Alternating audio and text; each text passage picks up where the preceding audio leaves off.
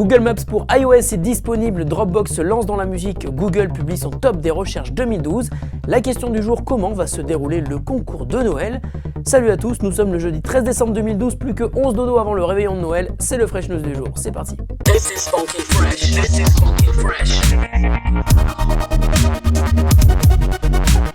This is funky fresh. This is funky fresh.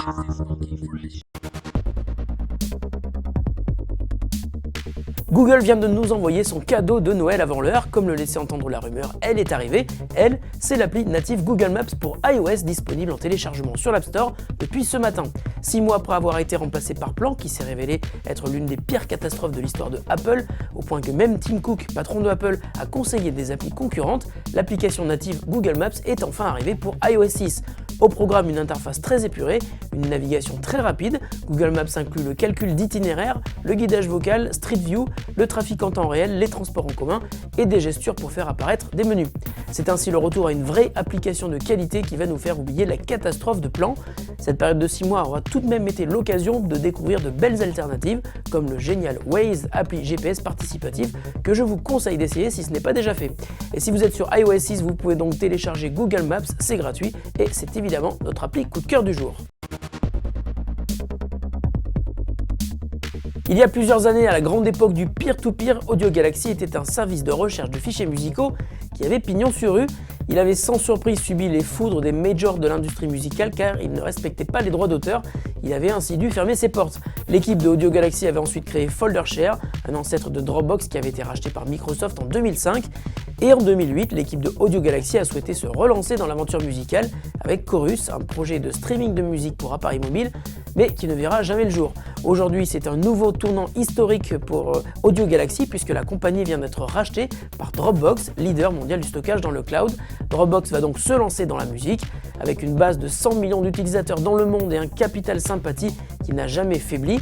Il y a fort à parier que le lancement d'une offre de stockage et de streaming de musique dans le cloud devrait être la prochaine grosse annonce de Dropbox, projet que nous suivrons évidemment avec la plus grande attention. Google vient de dévoiler le top 10 des recherches de l'année 2012 dans le monde. Comme prévu, c'est principalement l'actualité qui donne lieu aux recherches les plus populaires. Ainsi, le terme le plus recherché en 2012 sur Google est Whitney Houston, la diva décédée cette année. Il est suivi par Gangnam Style, qui est aussi le plus gros tube de l'année dans le monde et atteint aujourd'hui 940 millions de vues sur YouTube. Il devrait sans doute dépasser le milliard avant le 31 décembre. En France, la recherche la plus populaire sur l'année est Free Mobile, qui a bouleversé le marché de la téléphonie avec des forfaits à prix cassés, suivi de Euro 2012 et Secret Story. Bizarrement, la 5e recherche la plus populaire est McDonald's.fr, ce qui prouve qu'il y a encore des gens qui pensent qu'il est impératif de taper une adresse web complète dans la zone de recherche de Google.fr. Et enfin, notons l'étonnante 6e place pour le terme RTBF, ce qui est sans doute dû aux élections présidentielles françaises car la RTBF faisait partie des sites qui annonçaient les résultats des élections sans avoir besoin de respecter l'embargo sur les résultats comme c'était le cas pour les sites français. La question du jour nous vient de Jacques Thier, salut Jacques, qui nous demande comment va se dérouler votre concours de Noël. Eh bien, bonne question. Alors voilà exactement comment cela va se passer. Notre émission spéciale Noël, le Fresh Noël, sera diffusée le 24 décembre et vous aurez alors une semaine pour répondre à 10 questions. Pour répondre à ces questions, il faudra avoir été attentif aux émissions Fresh News, mais il faudra aussi avoir de la chance car un tirage au sort départagera les bonnes réponses. Pour des raisons d'organisation, la participation sera réservée aux personnes résidant en France métropolitaine. Le concours sera doté d'une centaine de cadeaux pour une valeur totale d'environ 4 500 €. Ouais, vous avez bien entendu, 4 500 €.